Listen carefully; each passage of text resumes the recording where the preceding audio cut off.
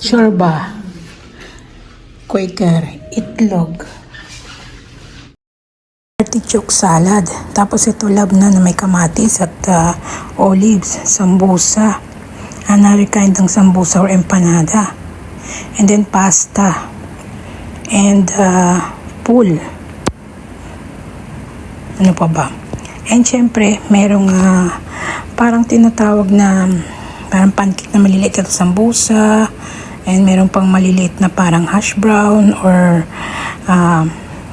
parang ganun, parang sambusa din ang itsura niyan eh. And kung ano-ano pa, merong sa area na dilaw. And merong shorba na gulay. Pool, another kind ng pool. Pool pala, yun yung giniling na tawag dito, fava beans. Ito, sambusa ulit na naka-oven. Salad na may repolyo. And merong spring roll. At kung ano-ano pang mga iftar meal sa Ramadan. Ayun. Paubos na. Ayan. Sweet and sour. Kuba. Mac and cheese. Inihaw. Ito. Upo. Ay, hindi. Kosa pala. Gawanis. Kanin.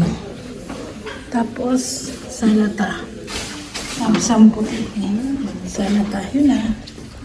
Naubos na yung iba. Yan na lang. Saka mga salad. Yan yung suhur. Or dinner. Bago magpasteng ulit. Yan. Pag Ramadan, may pailaw na ganyan. Diba? Iba-ibang kulay. Tapos yung mga bila, may mga decor. Doon din.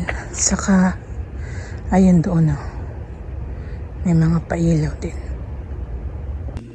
Akil katir ilyong. Dahil pagkain yung. Uy, ang daming pagkain. Ano ba yan? Bakit nabombo dito? Ang dila. Sa atin ba talaga ito? Parang tapos wala pa yung mga amo. Parang ano man akong buksan. Tingnan mo, ang dami. Tapos meron pang mga tatlong klase ng salata. Pero gaba, ang daming pagkain. Tapos walang among kakain, kami lang. Nga, kung tayo lulubon ito.